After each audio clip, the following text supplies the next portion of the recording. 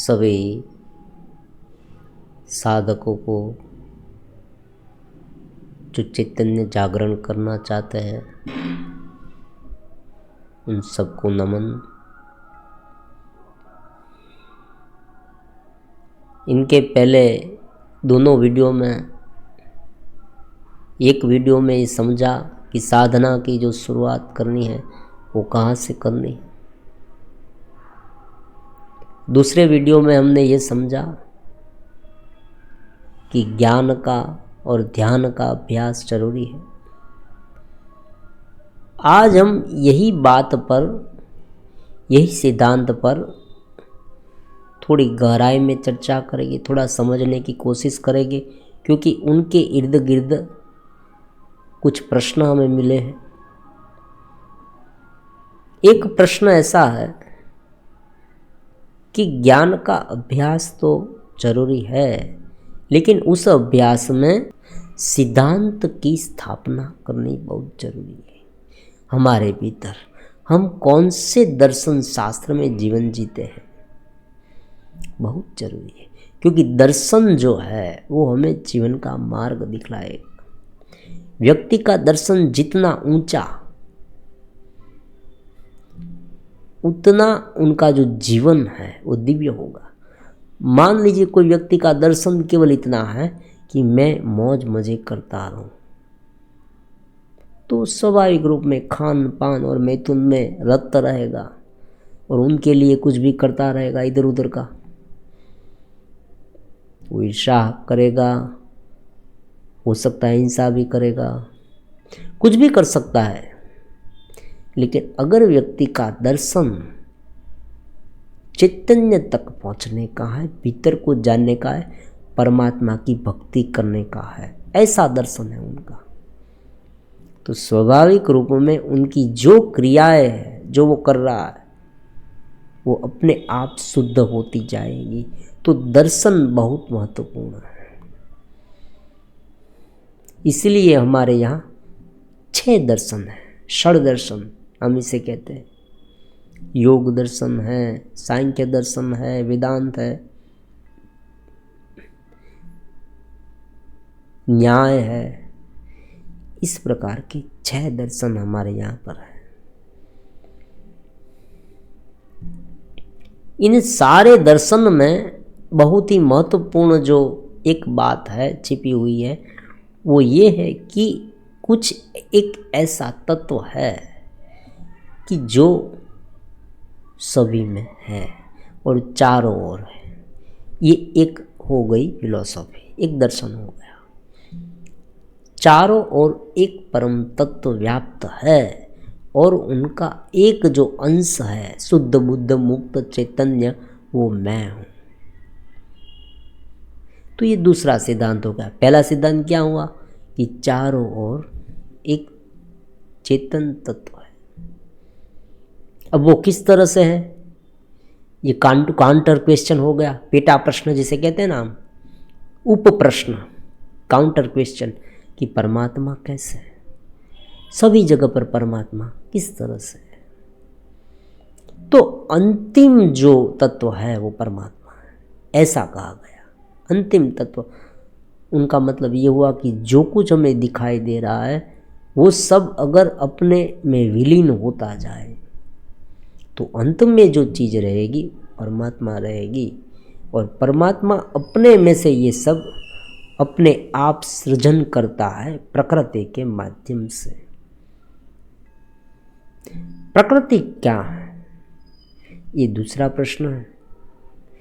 प्रकृति का मतलब होता है, एकदम सरल लैंग्वेज में कहे तो, जो हमें दिखाई देता है, सुनाई देता है, जिसे हम स्पर्श कर सकते हैं, और जिनके माध्यम से जो रचना है वो सब प्रकृति में आ जाती है।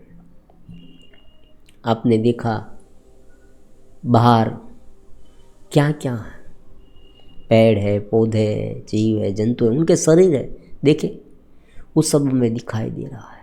हमारा घर दिखाई दे रहा है, फर्नीचर दिखाई दे रहा है, हमारा शरीर दिखाई दे रहा है, हमारे रिलेटिव्स के शरीर भी दिखाई दे रहे हैं, हमारे भीतर जो रचना है वो सब है ना, वो प्रकृति है। प्रकृति निरंतर कार्य करती रहती है। वो उसी चैतन्य में से उत्पन्न होती है और उसी चैतन्य में विलीन हो जाती है। हम सब उस प्रकृति का एक हिस्सा है।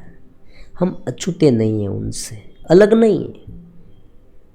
अब ये कैसे माने? देखिए, जिस तरह से पतझड़ की मौसम आती है, तब जो एक किस्म के वृक्ष होते हैं उनके पान झड़ते हैं, पत्ते झड़ते हैं। तो जहाँ जहाँ ये वृक्ष होगा वहाँ पत्ते झड़ेंगे। हमारे शरीर में भी जैसे ही रात पड़ जाए, तो अगर रात को सोने की आदत है हम सबको, हम ये समझ लें, तो सभी को नींद आने लगती है। हमारे शरीर में बहुत सारे बदलाव आने लगता है। जैसे ही रात्रि होती है, जैसे ही दिन ढलता है, सूरज चला जाता है, तुरंत हमारे शरीर में बदलाव आने लगते हैं।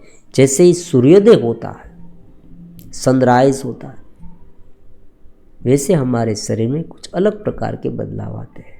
तो ये सभी में होगा, अलग अलग जैसी जिनकी रचना उस तरह से होगा। ये प्रकृति है।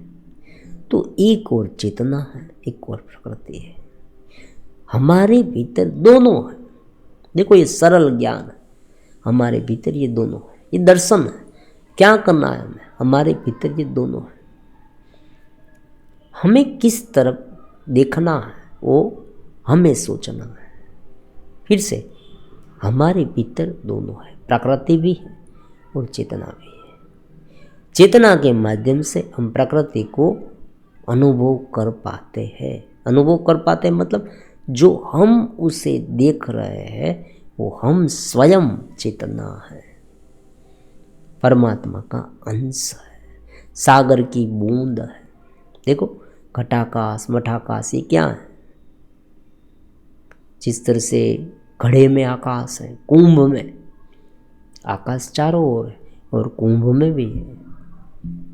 मठ के भीतर आकाश है, कमरा बंद कर दिया उसमें भी आकाश है, बाहर भी आकाश है, बाहर भी वायु है, भीतर भी वायु है। पानी है, देखिए, आपने मटके में पानी भरकर समुद्र में डाल दिया, मटका तैर रहा है, तो बाहर का पानी भीतर नहीं आएगा, भीतर का पानी बाहर नहीं जाएगा। आपने मान लीजिए कि उस पानी में कुछ डाल दिया, लाल रंग का कुछ, तो पानी लाल हो जाएगा मटके का। तो मटके का पानी लाल है, बाहर सागर का पानी लाल नहीं है। तो ये जो लाल द्रव्य है वो हमारी सोच है, स्मृति है, वृत्ति है, अहंकार है। बाहर जो पूर्ण परमात्मा है वो भी अनंत प्रकृति से घिरे हुए हैं, लेकिन उनकी जो प्रकृति है वो उनके अधीन है, और हमारी जो प्रकृति है वो उनके हम अधीन है। समझे? ये दो डिफरेंस है। जो उनकी प्रकृति है वो उनके अधीन है, लेकिन हमारी जो प्रकृति है उनके अधीन हम है। अगर हम उनसे मिल जाए, समझे, अगर हम इस प्रकृति से ऊपर उठ के उनसे मिल जाए जो हमारा स्वरूप है, जो परमात्मा है, तो हम इस जगत को ठीक तरह से देख पाएंगे। ये हमारा दर्शन होगा। तो ये हमारा दर्शन है। फिर बाकी सारी प्रवृत्तियाँ जो है वो उस तरह से करनी है कि हम अपने चेतन तत्व में रह पाए। ये ज्ञान है। अब इसमें जिस तरह से हमने पहले कहा, समझा कि काउंटर क्वेश्चन आएंगे, उप प्रश्न बहुत सारे, कि मैं उनका अंश कैसे हूँ, मैं चेतनवंत कैसे हूँ, बाहर जो प्रकृति है वो मेरे साथ किस तरह से जुड़ी हुई है। ये बहुत सारे प्रश्न आएंगे और उनके हल मिलते भी जाएंगे वीडियो के माध्यम से। पर लेकिन फिलहाल ये समझना है कि भीतर जो चैतन्य है वो हम हैं, जो नितांत शांति रूप है, आनंद रूप है, उसे जानना, उसे हम कहेंगे चैतन्य जागरण। चैतन्य जागरण करें, शुद्ध चैतन्य में रहना। हम वो है, फिर भी प्रकृति के साथ घिरने के कारण हम अलग दिखने लगे हैं। अब देखो, थोड़ा डीप में जाते हैं। प्रकृति के साथ हम गिर गए, वो कैसे समझे? कोई भी विचार जब आता है, कोई भी कार्य जब हम करते हैं, तब मन उत्पन्न होता है। बुद्धि निर्णय लेती है, मन सोचता है। कोई भी सोच हमारे मन में अच्छी हो या बुरी, देखो या दोनों हैं। अच्छी सोच उत्पन्न हुई कि मुझे उनकी भलाई करनी है, उन्हें हेल्प करनी है, या उसने मुझे परेशान किया था, मुझे रिवेंज लेना है, बदला लेना है उनसे। मैं उन्हें उस हद तक परेशान करूँगा कि उनको नानी याद आ जाए। देखो, ये भी एक सोच है। वासना उत्पन्न हुई, वो भी सोच है। क्रोध उत्पन्न हुआ, वो भी सोच है। ईर्ष्या उत्पन्न हुई, वो भी सोच है। अलग अलग प्रकार की सोच होती है। सोच के भी बहुत प्रकार होते हैं, उनके बारे में एक सुंदर सा वीडियो बनाएंगे, लेकिन फिलहाल मोटा मोटा समझ लेते हैं कि हमारे भीतर जो चेतना है वो इस सोच के साथ मिलती है और उनके आधारित वो वैसा हो जाती, वैसी हो जाती। सबसे पहले गुस्सा उत्पन्न हुआ, मान लीजिए, तो गुस्सा सबसे पहले अलग है, प्रकृति का हिस्सा है। हमारी शक्ति से वो काम करेगा, लेकिन एक संभावना हर हमेशा रहती है कि हम चैतन्य जागरण में रहें और गुस्सा हो रहा है, समझे, एकदम सहज गुस्सा हो रहा है। आप चेतना में और गुस्सा हो रहा है। गुस्सा क्यों हो रहा है? क्योंकि आपको पता है कि उस व्यक्ति ने ये गलती की है। मान लीजिए कि आपका बड़ा बेटा है, उसने कोई इन्वेस्टमेंट गलत कर दिया, वहाँ उनके जो पैसे हैं वो डूबने वाले हैं, आपको पता है। आप उसे डांटेंगे, आप कहेंगे कि भाई तुम्हें ये ठीक से करना चाहिए, पहले सोचना चाहिए, या ये तुमने क्या कर दिया, वहाँ पैसे नहीं डालने थे, तो आप गुस्सा करते हैं। लेकिन उस समय अगर कंट्रोल कर पाए, अपनी चेतन स्थिति को मेंटेन रख पाए, तो ये गुस्सा नुकसान नहीं करेगा, सहज होकर रह जाएगा। लेकिन आप इतना गुस्से हो गए कि आप अपने अस्तित्व को भूल गए, चैतन्यता को भूल गए, शुद्ध चैतन्यता को भूल गए, तो बात बिगड़ जाएगी। तो संस्कार के रूप में ये स्टोर हो जाएगा और वो बार बार बाहर आएगा। तो यहाँ क्या करना है, समझे। एक जो कार्य है वो पूरी तरह से समझना है, अपने भीतर क्या हो रहा है। हम चीज वस्तु को कैसे लेते हैं, कोई व्यक्ति हमारे साथ व्यवहार करता है, उसे कैसे लेते हैं, ये सब समझना है। हम जब बोलते हैं तब क्या बोलते हैं, वो वे में लेना है।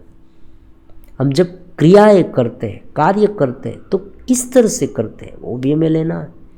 हमारा पूरा जीवन किस तरह से व्यतीत होता है, वो भी हमें लेना है। हमारा दर्शन क्या है, हम क्या चाहते हैं, वो भी हमें लेना है। कहाँ पर ये चेतना ड्रेन हो जाती है। एक साधक जो है, उसने एक बार ऐसा मैसेज लिखा था कि मैं बहुत कुछ करना चाहता हूँ लेकिन नींद में पड़ा रहता हूँ। देखो, ये बात हो गई। अब नींद जो है वो उनकी पूरी चेतना को खा जाती है। चेतना जो है उनकी वो नींद में चली जाती है। कोई कोई लोगों की चेतना जो है वो फिजूल की बातों में चली जाती है। कोई कोई लोगों की जो चेतना है वो सोचने में चली जाती है। कोई कोई लोगों की चेतना है वो विकारी चिंतन में फंस जाती है। चेतना हर हमेशा अलग अलग विचारों में जब भी जाए, तब अगर हम अपना आपा खो न बैठे, हम शुद्ध चैतन्य है, वो वृत्ति अगर चलती रहे तो कोई भी वृत्ति की मजाल नहीं कि हमें वहाँ खींच पाए। हम अपना स्वरूप भूल जाएंगे और उसमें खो जाएंगे। जीवन की सारी क्रियाएं विचार है, समझे, ये वृत्ति ही है। वृत्ति में सब कुछ आ गया। अगर वृत्ति में सब कुछ नहीं आ जाता तो योग शास्त्र ने ये क्यों कहा कि योग चित्त वृत्ति निरोध, ऐसा क्यों कहा? ऐसा सूत्र कहा ही क्यों कि वृत्ति को निरोध करना ही केवल मात्र योग है। देखो, इसमें सब दर्शन आ गए। दर्शन में ज़्यादा नहीं पढ़ना है, श्रवण करना है। काउंटर क्वेश्चन पर जो अलग अलग प्रकार के वीडियो आते रहेंगे हमारे यहाँ, वो आप सुनते रहेंगे तो भी हो जाएगा। चैतन्य जागरण हो जाए, फिर आप राजा बन जाने वाले हैं। मैं शुद्ध चैतन्य हूँ, मैं शुद्ध बुद्ध मुक्त हूँ, मैं उनका भक्त हूँ, दोनों है। भक्ति कौन कर पाएगा, समझे। मान लीजिए आपको ये भी कहा जाएगा, कोई शुरुआती साधक है, उनका मन बहुत चंचल रहता है, नाम स्मरण करे, बहुत आसान उपाय है। देखो, भक्ति को यहाँ समाविष्ट कर लेना है, क्योंकि हम परम चेतन को मानते हैं। हम ये मानते हैं कि ये सारी जो क्रियाएं हैं वो उनके माध्यम से हो रही है, उनकी शक्ति से हो रही है। ये ऐसी बात नहीं है, देखो समझे, कि भगवान कहीं पर बैठे हैं और कर रहे हैं, ऐसी बात हम माने या ना माने, लेकिन उनकी शक्ति से ये हो रहा है, वो हम मानते हैं। क्यों ये मानते हैं? क्योंकि ये अनादि ज्ञान हमारा सनातन का है। पुरुष और प्रकृति सांख्य शास्त्र का सिद्धांत है। ब्रह्म और उनकी माया, देखो भगवान और उनकी लीला, अलग अलग नाम दे दिया गया, जिसे जिस तरह से सुपाच्य हो जाता है।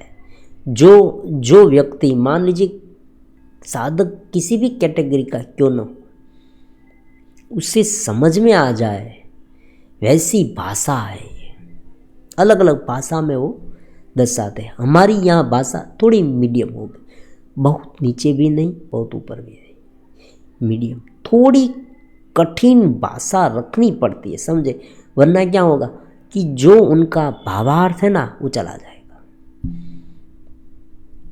फिर वो जो ज्ञान बिना भावार्थ का, उनका जो अर्थ है वो नहीं रहा, तो उस ज्ञान की क्या कीमत।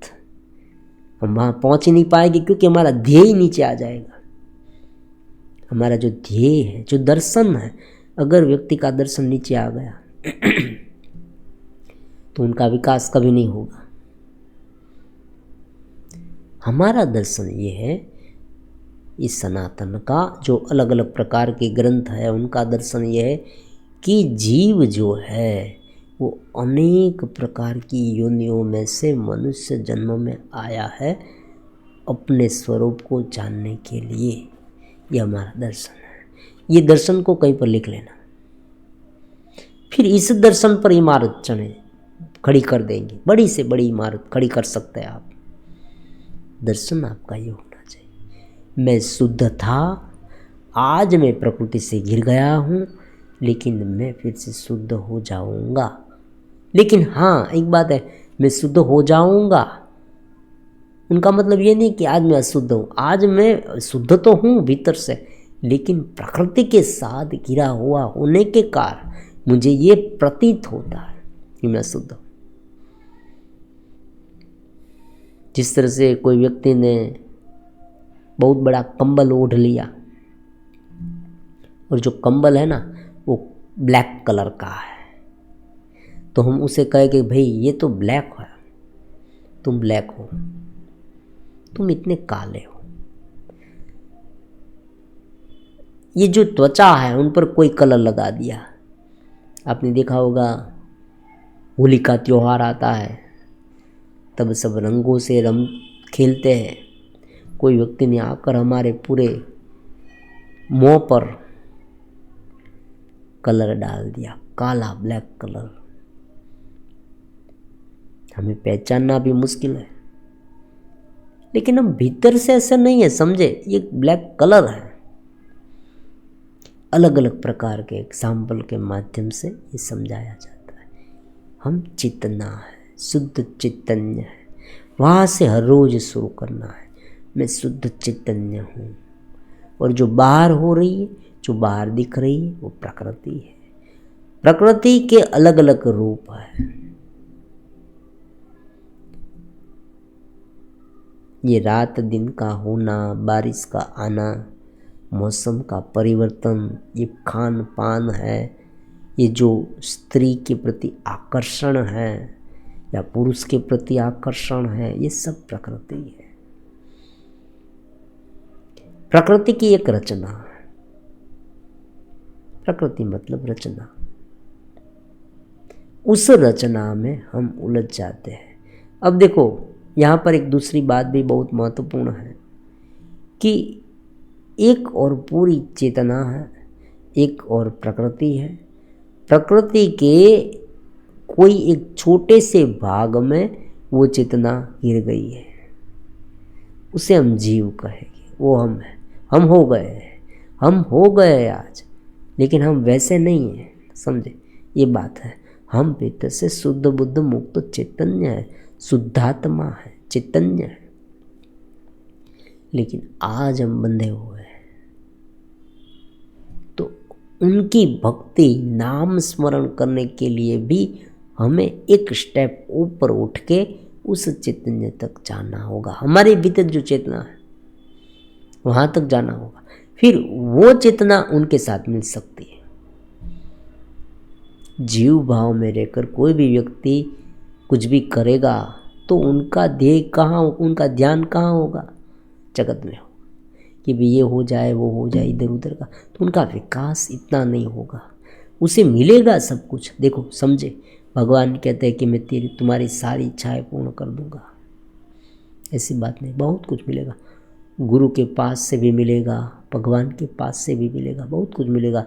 उनके संकल्प से ये सब होता है। जो व्यक्ति ज्ञानी है, जो शुद्ध संकल्प कर सकता है, जो जितना चेतन तत्व में लीन रह सकता है, उनके संकल्प उतने प्रभावी होंगे। और वो जब संकल्प करेगा तब साधक को बहुत मिलेगा जो उनके करीब आया है। लेकिन जो उसे मिलना चाहिए उनकी तुलना में ये बहुत न्यूनतम है। मान लीजिए परमात्मा के पास से हमें जो मिलना चाहिए, उनकी तुलना में ये जगत मिला तो बहुत, उनका कोई इतनी वैल्यू नहीं है बहुत बड़ी। ये तो मिलता है, सहज रूप से मिलता है। तो हमारा दर्शन ऊंचा होना चाहिए। और नाम जप करना, प्राणायाम करना, ये सब क्यों है? ये सब इसलिए है कि ये जो घेरा है, एक बार मैसेज में मिला था कि घेरे को मठारने के लिए, मठारना शब्द, घेरे को किस तरह से मठारें, किस तरह से सुव्यवस्थित करें। जो हमारे हिस्से में आई है प्रकृति, वो हमारा घेरा है। 5 तत्व जो अनंत है, चारों ओर फैले हुए हैं, उसमें से हमारे हिस्से में जो 5 तत्व आए हैं, उनसे ये शरीर बना है। और हमने ये 5 तत्व रोके रखे हैं, समझे। हमने अपनी संकल्प शक्ति से, जीव भी संकल्प करता है कि मैं जीव, उसे जिजीविषा कहते हैं। हमने अपनी संकल्प शक्ति से ये 5 तत्वों को रोक दिया है कि भाई रुको, मुझे जीना है, मुझे ये भुगतना है, तुम रुक जाओ। हम उसे रोके रखते हैं। वो तब तक हम रोक पाएंगे जब तक उनका संकल्प हमारे संकल्प से ऊपर हावी नहीं हो गया, समझे। उसने छूट दे रखी है कि तुम इतने समय रोक पाओगे, तो उनका संकल्प के आगे हमारा संकल्प नहीं चलेगा। ये महत्वपूर्ण बात है। हम भी संकल्प कर सकते हैं, सब कुछ भगवान करता है। देखो यहाँ बीच में ये भी बात समझते हैं कि सब कुछ भगवान करता है, ऐसा क्यों कहा गया? क्योंकि जो अस्तित्व है, हम उसे अस्तित्व कहेंगे, परमात्मा कहेंगे, जो भी नाम दे, उनका संकल्प प्रकृति है। जो पूरी प्रकृति है वो उनका संकल्प है। उनके संकल्प के प्रभाव से ये जो अग्नि है वो उष्णता देता है। अगर आप अग्नि में हाथ डालेंगे तो जल जाएगा, बहुत स्वाभाविक सी बात है, सीधी बात है, उसमें क्या नवीनता। जैसे ही अग्नि में हाथ डाला हमारा हाथ जल गया। तो उनका संकल्प है अग्नि दजाएगी जलाएगी। अब ये उनका संकल्प होगा। अब हम उनसे आगे नहीं बढ़ पाएंगे। हम अग्नि का अलग अलग यूज़ कर सकते हैं। हम ये कह सकते हैं कि भाई इस अग्नि को मैं कुकिंग में यूज़ कर सकता हूँ, इस अग्नि को मैं प्रकाश के लिए यूज़ कर सकता हूँ, इनसे मैं भाप बनाकर इंजन चला सकता हूँ, ये आप कह सकते हैं। लेकिन आप ये नहीं कह सकते कि मैं इस अग्नि में हाथ डालूं और ना जले। हाँ, कुछ पहना हुआ है, कुछ लगाया हुआ है, वो बात अलग है, लेकिन उनकी उष्णता तो रहेगी। तो जो पंचमहाभूत तत्व के अलग अलग प्रकार के गुण हैं वो उनका संकल्प है। उसी तरह से हमारे शरीर का, हमारे जीवन का भी संकल्प है, उसमें शामिल है। ये पूरे ड्रामा में हमें उनमें रहना है, वहाँ तक हम जा सकते हैं। अब देखिए, जो पक्षी होते हैं वो आकाश में, आप कभी कभी हमें ऐसे प्रश्न उठते हैं मन में कि ये पक्षी है वो पृथ्वी से बाहर क्यों नहीं निकल जाते, उड़ते उड़ते बहुत दूर तक क्यों नहीं जा सकते। नहीं जा सकते क्योंकि एक हद है, वहाँ से वो ऊपर उड़ ही नहीं सकते, उनका सामर्थ्य ही नहीं है इतना, उनका सामर्थ्य इतना नहीं है।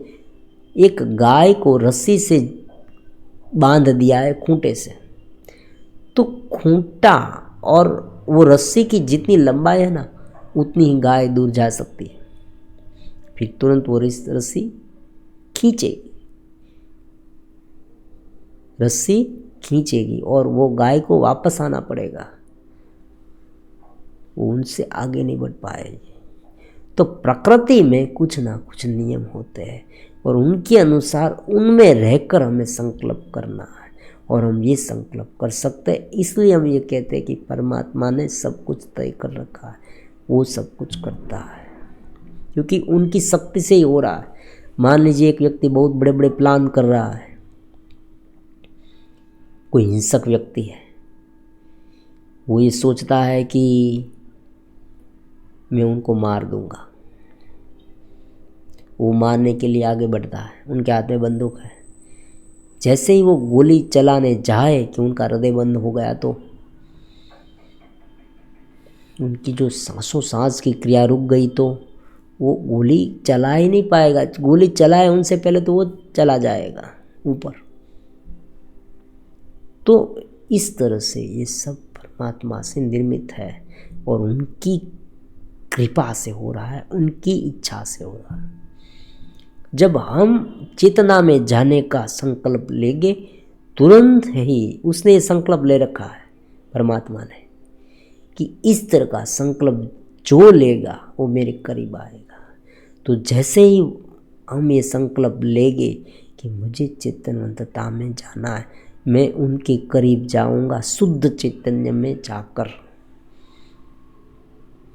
गुरु से जुड़कर, तो जैसे ही हम ये करेंगे कि तुरंत हमारे भीतर धीरे धीरे ज्ञान प्रकट होने लगेगा। उसे हम नाम दे देते हैं चैतन्य जागरण। ये पहले बहुत मृदु होगा, फिर जैसे जैसे आप समीक्षा करते जाएंगे ना, जीवन व्यवहार को संभालते जाएंगे, किस तरह से हम जीवन जीते हैं ये सब करते जाएंगे, वैसे वैसे ये चैतन्य जागरण विशाल होता जाएगा, विशाल होता जाएगा। वो कहाँ तक जा सकता है उनकी कोई लिमिट नहीं है। और नीचे व्यक्ति चैतन्य से दूर होकर प्रकृति से गिरता गिरता गिरता गिरता कितना नीचे गिर सकता है, उनकी भी कोई लिमिट नहीं है। वो नीचे जा सकता है, भगवान ने कहा अधम से अधम योनि में जा सकता है और ऊपर उठ सकता है। तो ये दोनों को समझ लिया तो सभी दर्शन समझ में आ गए। फिर उसे ढालने की क्रिया है। अब अलग अलग क्रियाओं के बारे में आने वाले वीडियो में बताएंगे और फिर ये भी बताएंगे कि भाई उनकी आनुषंगिक क्रियाएं कौन कौन सी हैं। चित्त को शुद्ध करने के लिए कुछ दिव्य कर्म होते हैं। जब व्यक्ति दूसरे व्यक्ति के लिए काम करता है, समझे, तब उसे जो आनंद मिलता है वो उसे क्यों मिलता है? क्योंकि उस समय वो चेतना के करीब होता है। सभी प्रकार की वृत्ति, उसमें जो क्लिष्ट वृत्तियाँ हैं वो परमात्मा से दूर ले जाती है, कलेश युक्त वृत्ति। और जो वृत्ति, जो विचार अक्लेश युक्त है वो परमात्मा के करीब ले आते हैं। क्योंकि धीरे धीरे जैसे हम उनका अनुसंधान करेंगे, ये उल्टा है, समझे, हम उनका अनुसंधान करें, उनमें रहकर काम करें तो वृत्ति जो है वो अपने आप अक्लिष्ट होती जाएगी। या हम अक्लिष्ट वृत्तियों का अनुसंधान करें तो धीरे धीरे धीरे हम में चेतनवंतता डेवलप होती जाएगी। तो दोनों बातें, अगर मन नहीं शांत हो रहा, बहुत बार ऐसा होता है, मन बहुत तंग करता है, मन शांत ही नहीं हो पाता, तो प्राणायाम का अभ्यास करना चाहिए, नाम स्मरण करना चाहिए, ये भी है, प्रभु भक्ति करनी चाहिए। चैतन्य जागरण के लिए जो कुछ भी करना पड़े वो करे, लेकिन एक बार चैतन्य जागरण हो जाए, मैं शुद्ध बुद्ध मुक्त चेतना हूँ, ये भाव और परमात्मा में लीनता बन जाए, तब कोई दर्शन की आवश्यकता नहीं, हम स्वयं दर्शन बन जाएंगे, व्यक्ति ऊपर उठता जाएगा। लेकिन जब तक ना उठे, अब ये प्रश्न भी बहुत बार आता है, देखो बहुत बार लोग ये बार बार पूछते हैं कि ये नहीं हो रहा, वो नहीं हो रहा। ये सब जो है ना तुरंत नहीं होगा, ये बात भी है, प्रयास करते हैं, हम उसमें रहेंगे और हमारे पूरे व्यवहार को देखेंगे। जैसे जैसे ये स्वभाव में ढलता जाएगा ना, अनुभूत होता, अनुभूत विषया, जो जो अनुभूत विषय हमारे सामने, जिसकी हमने अनुभूति की है, जो हमारे सामने है, जो हमें बार बार प्रकृति में डाल रहे हैं, उन्हें धीरे धीरे धीरे धीरे एक और करते जाए। चलो ये है एक, ये मुझे इस तरह का गुस्सा बहुत आता है, कोई बात नहीं, चलो अब गुस्सा आए तब मैं चेतना में रहकर गुस्सा करने की कोशिश करूँगा, गुस्सा करूँगा लेकिन चेतना में रहकर, नहीं हो पाएगा। अगर हम चेतना को पूरी तरह से भूल जाए, अपने स्वबोध को, और गुस्सा करें तो इतना गुस्सा होगा, इतना गुस्सा होगा, सामने वाला व्यक्ति हमारे सामने देखकर कहेगा कि ये कैसा आदमी है, अरे तू कितना बोलेगा। अगर तुम्हारा फ्रेंड बगल में खड़ा है तो कहेगा तुम कितने बोलते हो, थोड़ा तुम्हारी शक्ल आईने में तो देखो, तुम लाल हो गए हो, इतना बोलोगे तो तुम्हारा हार्ट अटैक आ जाएगा, वो कहेगा, बहुत कुछ सुनाएगा तुम्हें। लेकिन तुम कहोगे कि क्या करूँ यार, आदत बन गई है, गुस्से में मुझसे बोला जाता है, मैं उसको वश में नहीं कर सकता। विषय वासना में, अरे तुमने ये क्या कर दिया, तुम ये क्या देख रहे थे, देखो तो सही, ऐसा कोई क्या देखता है, तुम ये क्या कर रहे थे, अरे रे रे रे, बहुत कुछ हो गया, गड़बड़ी हो गई, मैं तो चित्त सोने गया था, भूल से ये शुरू हो गया, फिर से ये हो गया। तो ये जो अलग अलग प्रकार के जो आकर्षण है, जो बार बार हमें पकड़े रखते हैं, जकड़े रखते हैं। कोई व्यक्ति को मान लीजिए आगे की यात्रा करनी है और 6-7 लोग उसे पकड़ कर रखे तो वो आगे बढ़ ही नहीं पाएगा, वो इस तरह से करेगा, फिर से कोई व्यक्ति पकड़ेगा। तो हमें देखना है, एक एक व्यक्ति को छोड़ दे जाना है, देखना है क्या कर रहा है, उसे साधना की क्रिया कहेंगे, ज्ञान क्रिया कहेंगे। तो अलग अलग शब्द हमारे साथ आज आ गए हैं। सबसे पहला शब्द क्या है? चैतन्य जागरण। दूसरा शब्द है, 3 प्रकार है वृत्तियों से हम जुड़ते हैं, उनके 3 प्रकार, वो भी समझेंगे। पहले मृदु होता है, फिर भाव उत्पन्न होते हैं, और तीसरा जो है वो उनमें एक रूपता बन जाती है। शब्द उत्पन्न हुआ, भाव उत्पन्न हुए, एक रूपता बन गई और स्मृति में गड़ गया।